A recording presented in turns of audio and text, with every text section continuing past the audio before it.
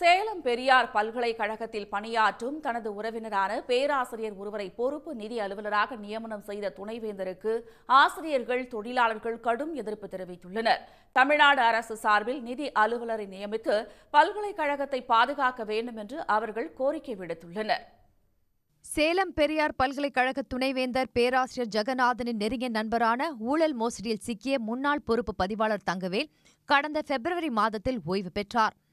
அவர் மீது ஊழல் முறைகேடு நிரூபிக்கப்பட்டுள்ளதால் அவரை பணியிடை நீக்கம் செய்ய வேண்டும் என ஏற்கனவே உயர்கல்வித்துறை செயலாளர் கடிதம் அனுப்பியும் அதனை ஏற்க மறுத்து துணைவேந்தர் ஜெகநாதன் தன்னிச்சையாக பொறுப்பு பதிவாளர் தங்கவேலுவை ஓய்வு பெற அனுமதித்தார். அது மட்டும் இல்லாமல் அவருக்கு 74,400 ரூபாய் மாதாந்திர ஓய்வூதியம் வழங்கவும் கடந்த சில தினங்களுக்கு முன்பு துணைவேந்தர் ஜெகநாதன் ஆணை பிறப்பித்தார். இதற்கு பல்கலைக்கழக ஆசிரியர் சங்கம் மற்றும் தொழிலாளர் சங்கத்தினர் கடும் எதிர்ப்பு தெரிவித்து வந்தனர். ஊழல் முறைகேட்டில் சிக்கிய முன்னாள் பொறுப்பு பதிவாளரான ஓய்வு பெற்ற தங்கவேலுவுக்கு எந்த ஓய்வூதிய பண பயன்களும் வழங்கக்கூடாது என்று அவர்கள் அரசுக்கு கோரிக்கை வைத்தனர்.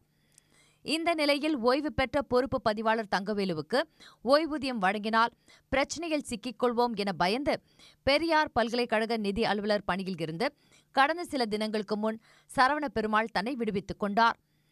நிதி மோசடி முறைகேடுகளுக்கு ஒத்துழைக்காத அரசு நியமித்த நிதி அலுவலர் பணியிட மாற்றத்தில் சென்றதால் பல்கலைக்கழக நிதி அலுவலர் பொறுப்பை பதிவாளர், தேர்வாணையர் ஆகியோர் ஏற்க வேண்டும்.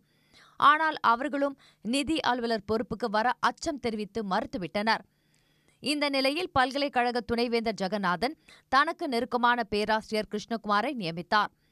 அவரும் தனது மனைவியின் உடல் நலத்தை காரணம் காட்டி விடுப்பில் சென்றுவிட்டார்.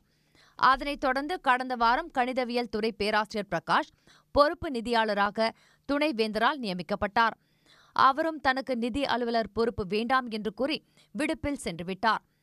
இந்நிலையில் துணைவேந்தர் மீண்டும் தனது நெருக்கமான பேராசிரியர் யோகானந்த் என்பவரை நிதி அலுவலர் பொறுப்பிற்கு நியமித்துள்ளார். கடந்த 29 முதல் 31 வரை மேலாண்மை துறையை சார்ந்த பேராசிரியர் திரு யோகானந்தம் அவர்களை பொறுப்பு நிதி அலுவலரா துணைவேந்தர் நியமிக்கிறாரு. இதெல்லாம் காரணம் என்னன்னு பாத்தீங்கன்னா, தன்னுடைய ஊழல் கூட்டாளியான திரு தங்கவேலுக்கு அந்த ஊழல்ல கூட்டாளியா இருக்கிற துணைவேந்தர் ஜெகநாதன் எப்படியாவது தன்னுடைய 1 மாத இறுதி காலத்துல அவருக்குடைய பணப்பலன்களை கொடுத்து அவரை ஒரு நிரபராதியா காட்டி தானும் நிரபராதி ஆகணுங்கிற ஒரு எண்ணத்தோட தான் இந்த இதை செயல்படுத்திட்டு இருக்காரு.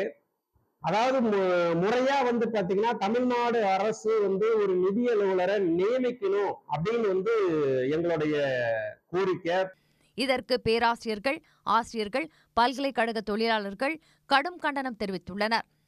இதனை அரசு உடனடியாக தடுத்து நிறுத்த வேண்டும் என்றும் நேர்மையான நிதி தணிக்கைத்துறை அதிகாரியை நிதி அலுவலராக நியமிக்க வேண்டும் என்றும் ஆசிரியர் மற்றும் தொழிலாளர் சங்கத்தினர் கோரிக்கை விடுத்துள்ளனர்.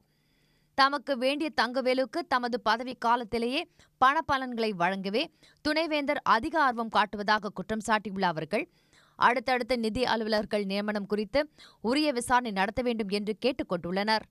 உடனுக்குடன் செய்திகளை தெரிந்து கொள்ள சன் நியூஸ் பெல் ஐகானை கிளிக் பண்ணுங்க.